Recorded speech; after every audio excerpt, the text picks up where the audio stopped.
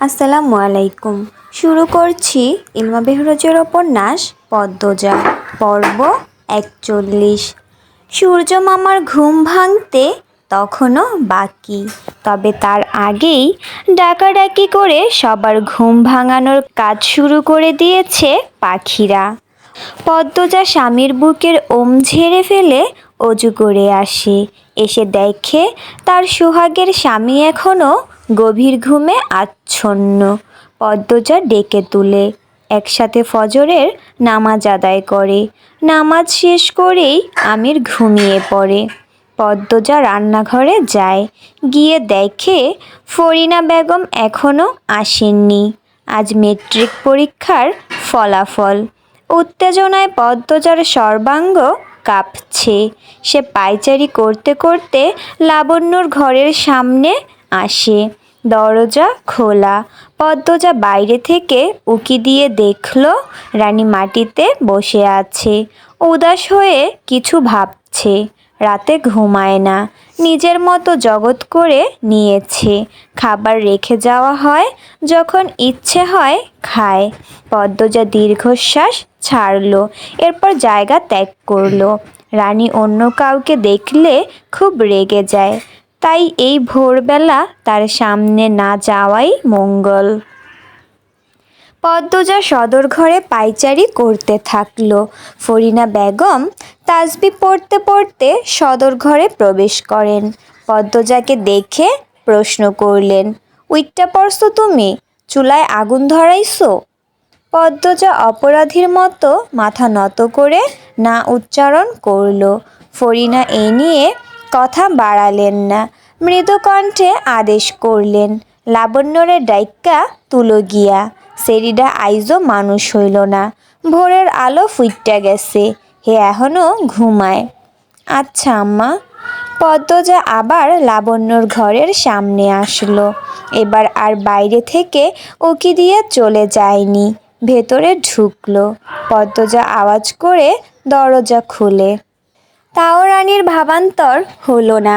সে যেভাবে মাটিতে বসে জানালার বাইরে তাকিয়েছিল সেভাবেই রয়েছে। পদ্মজা রানীর দিকে চেয়ে চেয়ে পালঙ্কের পাশে গিয়ে দাঁড়ালো। এরপর লাবণ্যকে ডাকলো, এই লাবণ্য, লাবণ্য। লাবণ্য আড়মোড়া ভেঙে ঘুমু ঘুমু চোখে পিট পিট করে তাকিয়ে বলল, ও আজ ফলাফল, আর তুই ঘুমাচ্ছিস? পদ্মজার কথা বুঝতে লাবণ্যর অনেক সময় লাগলো। যখন বুঝতে পারল, লাফিয়ে উঠে বসলো। বুকে হাত রেখে হাঁসফাঁস করতে করতে বলল, কি বললি এটা? দেখ কলিজারা লাফাইতাছে, কি ভয়ানক কথা মনে করাইয়া দিলি, উফ। পদ্মজা হাসল, বলল, কলিজা লাফায় না, বুক ধুকপুক করে। হ, ওইটাই ওইটাই। আমি ফেল করব, রানী আপার মতো মাইর খাবো দেখিস। আমার শ্বাসকষ্ট হইতাছে। লাবণ্য ভয়ে ঘন ঘন নিঃশ্বাস নিচ্ছে। সে আতঙ্কে আছে। এই চিন্তার রাতে ঘুম আসেনি। ঘুমাতে ঘুমাতে মাঝরাত হয়ে গেছে। পদ্মজা লাবণ্যর ছটফটানি দেখে ভয় পেয়ে যায়। সান্ত্বনা দিয়ে বলল, এমন কিছুই হবে না দেখিস, বেহুদা চিন্তা করছিস। সূর্য উঠে যাবে, নামাজ পড় জলদি, আল্লাহর কাছে দোয়া কর। লাবণ্য হুড়মুড়িয়ে বিছানা থেকে নেমে কলপারে ছুটে যায়। এইবার পদ্মজা হেসে ফেলল। রানীর দিকে চোখ পড়তেই হাসিটা মিলিয়ে যায়। রানী কাঁদছে। পদ্মজা দুই পা রানীর দিকে এগিয়ে আবার পিছিয়ে যায়, আবার এগিয়ে যায়। রানীর পাশে বসে ডাকলো, আপা। রানী চোখ ভর্তি অশ্রু নিয়ে তাকায়।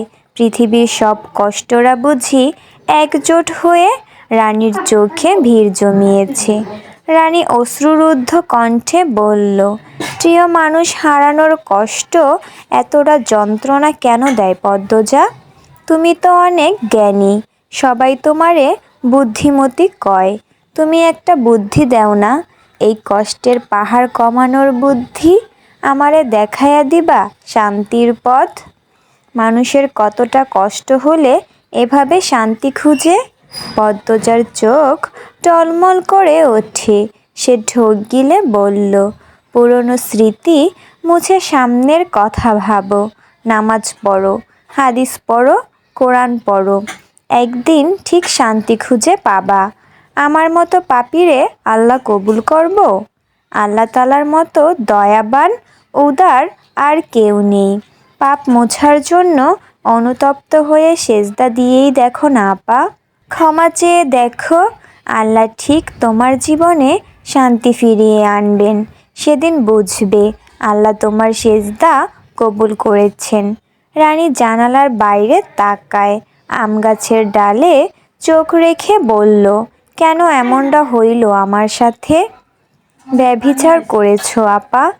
বিয়ের আগে এভাবে? আপা, এসব ভেবো না আর। যা হওয়ার হয়েছে। দুনিয়াত আর চাওনের বা পাওনের কিচ্ছু নাই আমার। আখিরাতের জন্য সম্পদ জমাও এবার। রানী অন্যরকম দৃষ্টি নিয়ে পদ্মজার দিকে তাকায়। পদ্মজা মাথায় সোজা সিঁথি করে সব সময়। এক অংশ সিঁথি দেখা যাচ্ছে, বাকিটুকু শাড়ির আঁচলে ঢাকা। মেয়েটা এত স্নিগ্ধ, এত সুন্দর, এত পবিত্র দেখতে, দেখলেই মন প্রাণ জুড়িয়ে যায়। পদ্মজা বলল, আখিরাতের সম্পদ এবাদত, খাঁটি এবাদত। তুমি খুব ভালো পদ্মজা। রানী মৃদু হেসে বলল। তার চোখ বেয়ে 2 ফোঁটা জল গড়িয়ে পড়ে। পদ্মজা অপ্রস্তুত হয়ে হাসল, বলল, এখন নামাজ আদায় করতে পারবে? তাহলে পড়ে নাও। ওই দিনটার পর আর গোসল করি নাই, আজ করবে কিন্তু। করব। আসি? আসো। পদ্মজা বেরিয়ে আসে। দরজার বাইরে পা রাখতেই রানীর কান্নার স্বর কানে আসে। পদ্মজা থমকে দাঁড়ায়, পিছন ফিরে একবার রানীকে দেখে। রানী হাঁটুতে মুখ লুকিয়ে কাঁদছে। পদ্মজা মনে মনে প্রার্থনা করে, আল্লাহ, ক্ষমা করে দাও রানী আপাকে। শান্তির পথে ফিরে আসার। বাড়ির সবাই মেট্রিক পরীক্ষার ফলাফল জানার জন্য অধীর আগ্রহে অপেক্ষা করছে। আমির সেই সকাল 10টায় বের হয়েছে। এখন বাজে দুপুর 3টা। লাবণ্য মিনিটে মিনিটে গ্লাস ভরে পানি খাচ্ছে আর বারবার টয়লেটে যাচ্ছে। পদ্মজা ঝিম মেরে বসে আছে। হেমলতা সবসময় পদ্মজাকে বলতেন মেট্রিকে ফার্স্ট ডিভিশন পাওয়ার জন্য।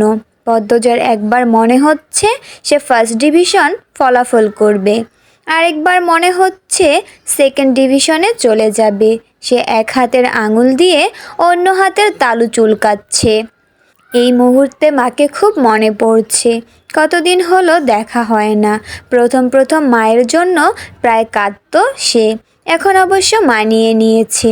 আছরের আজান পড়ছে, এখনও ফিরেনি আমির। পদ্মজা নামাজ পড়তে চলে যায়। নামাজ পড়ে বারান্দায় এসে দাঁড়ায়। এরপর যা দেখলো, খুশিতে আত্মহারা হয়ে পড়ে সে। আমিরের সাথে হেমলতা, পূর্ণা এসেছে। দুজনের পরনে কালো বোরখা। 3জন আলোকঘর পেরিয়ে অন্দরমহলের দিকে আসছে। মাথার ওপর কড়া রোদ নিয়ে মরুভূমিতে সারাদিন হাঁটার পর পথিক তৃষ্ণার্ত হয়ে পানির দেখা পেলে যেমন আনন্দ হয়, ঠিক তেমন আনন্দ হচ্ছে পদ্মজার। ইচ্ছে হচ্ছে 2 তলা থেকে ঝাঁপ দিয়ে নেমে যেতে, কিন্তু তা তো সম্ভব নয়। পদ্মজা উন্মাদের মতো দৌড়াতে থাকে। সিঁড়ি দিয়ে নামার সময় উল্টে পড়ে যেতে গিয়েও নিজেকে সামলে নিল, তবুও দৌড় থামল না। সদর ঘরের সবাইকে তোয়াক্কা না করে বাড়ির বউ ছুটে বেরিয়ে যায়। হেমলতা কিছু বুঝে ওঠার আগেই তার নয়নের মণি ঝাঁপিয়ে পড়ে বুকে। পদ্মজার ছোঁয়ায় চারিদিকে যেন বসন্ত শুরু হয়। পূর্ণা পদ্মজাকে দেখেই জড়িয়ে ধরে, ফোঁপাতে থাকলো। পদ্মজা হেমলতার বুকে মাথা রেখে পূর্ণাকে এক হাতে জড়িয়ে ধরে কাঁদো কাঁদো হয়ে বলল, এতদিনে আসতে মনে হয়েছে তোমাদের? এভাবে পর করে দিলে আম্মা। আর পূর্ণা, তুই তো আসতে পারিস, বোনকে মনে পড়ে না? শাড়ির আঁচল টেনে পদ্মজার মাথার চুল ঢেকে দিলেন হেমলতা। এরপর বললেন, মেয়ের শ্বশুরবাড়ি আসা কি এতই সোজা? তাহলে শ্বশুরবাড়ি পাঠানোর কি দরকার, যদি মা বাবা সহজে না আসতে পারে? আপা, আমার তোমাকে খুব মনে পড়ে। পূর্ণা বাচ্চাদের মতো করে কাঁদছে। পদ্মজা পূর্ণার চোখের জল মুছে দিয়ে বলল, আমারও মনে পড়ে। হেমলতা পদ্মজার চোখের জল মুছে দিয়ে বললেন, 750 মার্ক পেয়েছিস, স্টার মার্ক, ফার্স্ট ডিভিশন। এই খুশিতে আর কাঁদিস না। পদ্মজার চোখ ভর্তি জল, গাল ঠোঁট চোখের জলে ভেজা। এমতো অবস্থায় হাসল। তাকে মায়াবী ভোরের শিশিরের মতো দেখায়। হেমলতা অন্দরমহলের সদর দরজার দিকে তাকিয়ে দেখেন হাওলাদার বাড়ির বাকিরা তাকিয়ে আছে। তিনি পদ্মজাকে সরিয়ে সদর দরজার দিকে এগিয়ে আসেন। ফরিনা বেগমের মুখ দেখে পদ্মজার ভয় হচ্ছে। ওনার মুখ আগে আগে ছুটে, আম্মাকে কিছু বলবেন না তো? হেমলতা সবাইকে সালাম দিয়ে বললেন। আমির ধরে নিয়ে আসলো। মজিদ হাওলাদার বিনীত স্বরে বললেন, এই প্রথম আমাদের বাড়িতে এসেছেন। আজ আসবেন আগে জানলে গরু জবাই করে রাখতাম। হেমলতা হাসলেন, বললেন, বলেছেন এই অনেক, বললেই হবে না, করতে হবে। কয়দিন কিন্তু থেকে যাবেন? এটা বলবেন না আজই ফিরতে হবে আমার, কিছুক্ষণ থেকেই চলে যাব। প্রথমবার আসলেন আর কিছুক্ষণ থেকেই চলে যাবেন? আবার আসব, অনেক দিন থেকে যাব। আজকের রাতটা থেকে যান। আম্মা, আজ থেকে যাও আমার সাথে, পদ্মজা অনুরোধ করে বলল। হেমলতা হাসলেন। ফরিনা কিছু বলছেন না, ভ্রুকুটি করে দাঁড়িয়ে আছেন। তিনি হেমলতাকে ভেতরে ভেতরে ভয় পান। কেমন ধারালো চোখের দৃষ্টি, যেন একবার তাকিয়েই ভেতরের সব দেখে ফেলতে পারে। আর চোখে মুখের ভাব দেখলে মনে হয় কোনো দেশের রাজরানী। তার ওপর আমির দরদ দেখিয়ে শাশুড়ি নিয়ে এসেছে। ফরিনা বিরক্ত হচ্ছেন। হেমলতা ফরিনার দিকে তাকাতেই ফরিনা চোখ সরিয়ে নেন। হেমলতা ফরিনাকে প্রশ্ন করলেন, আপা, কথা বলছেন না যে? আমার উপস্থিতি বিরক্তি করছে খুব? হেমলতার কথার ফরিনা সহ উপস্থিত সবাই অস্বস্তিতে পড়ে যায়। ফরিনা হাসার ব্যর্থ চেষ্টা করলেন, তারপর বললেন, কি বলছেন আপা? বিরক্ত হইতাম ক্যারে, এই প্রথম আইসেন, খুশিই হইছি, তাই বলুন। দরজায় দাঁড়াইয়া গপ আর কতক্ষণ হইব, ঘরে আহেন। ফরিনা দ্রুত সটকে পড়েন। সদর ঘরে আগে আগে হেঁটে আসেন, হাঁপাতে থাকেন, বিড়বিড় করেন। মহিলা এত চালাক, সত্যি সত্যি সব বুঝা ফেলে। হেমলতা সবার আড়ালে শাড়ির আঁচল মুখে চেপে সেকেন্ড দুয়েক হাসলেন। হেমলতাকে হাসতে দেখে পদ্মজাও হাসল। সবাই সদর ঘরে এসে বসে। লাবণ্য ও পদ্মজার ফলাফল দেওয়ার উপলক্ষে শিরিন, শাহানাকে দাওয়াত দেওয়া হয়েছিল। তারা এখন হাওলাদার বাড়িতেই আছে। প্রতিনিয়ত গল্প পেতে আমার ইউটিউব চ্যানেলটি ঋতুস ক্রিয়েশন সাবস্ক্রাইব করুন। দুই বোন হেমলতা পূর্ণার জন্য নাস্তা তৈরি করতে রান্নাঘরে গেল। লাবণ্য দরজা বন্ধ করে ঘরে বসে আছে। আমির এখনও লাবণ্যর ফলাফল কাউকে বলেনি। সে সদর ঘর থেকে লাবণ্যকে ডাকলো, লাবণ্য, এই লাবণ্য, শুনছিস? এদিকে আয়, আজ তোর খবর আছে। আমিরের কথা শুনে লাবণ্যর বুকের ধুকপুকানি থেমে যায়। এক্ষুনি নিঃশ্বাস বন্ধ হয়ে যাবে অবস্থা। নিশ্চিত ফেল করেছে। লাবণ্য চিত হয়ে শুয়ে অপেক্ষা করতে থাকে, কখন সে মারা যাবে। আমির আবার ডাকলো, বেরিয়ে আয় বলছি, নয়তো দরজা ভেঙে ঘরে ঢুকবো, তখন কিন্তু গায়ে মার বেশি পড়বে। লাবণ্য তড়িঘড়ি করে বিছানা থেকে নামে, গায়ের ওড়না ঠিক করে দরজা খুলে সদর ঘরে ঢুকতে ঢুকতে নামাজের সব সূরা পড়তে থাকে। আমির চেয়ার ছেড়ে দাঁড়াতেই লাবণ্য কেঁপে ওঠে, কাঁদো কাঁদো হয়ে বলল, আগামী বছর মেট্রিকে পাশ করাম কসম। এই বছরই তো পাশ করেছিস, তাহলে আগামী বছর আবার মেট্রিক দিবি কেন? লাবণ্য চকিতে তাকালো, তার মুখটা হাঁ হয়ে যায়। লাবণ্যর মুখের ভঙ্গি দেখে সবাই হাসলো। লাবণ্য খুশিতে কেঁদে দিল। আমির লাবণ্যকে জড়িয়ে ধরে মাথায় হাত বুলিয়ে বলল, আর একটুর জন্য ফেল করিসনি। লাবণ্য হাসতে হাসতে কাঁদছে। লাবণ্যর পাগলামি দেখে আমিরও হাসছে। তখন সদর ঘরে প্রবেশ করে রিদওয়ান হাওলাদার। হেমলতা রিদওয়ানের দিকে অনুসন্ধানী দৃষ্টিতে তাকান। হেমলতার চোখে চোখ পড়তেই রিদওয়ান বিব্রত হয়ে ওঠে, চোখ সরিয়ে নেয়। একটু পর আর চোখে তাকিয়ে দেখে হেমলতা তখনও তীক্ষ্ণ দৃষ্টি মেলে তাকিয়ে আছেন। রিদওয়ান ঘর ছেড়ে বেরিয়ে যায়। এ যেন সাপুড়েও সাপের খেলা।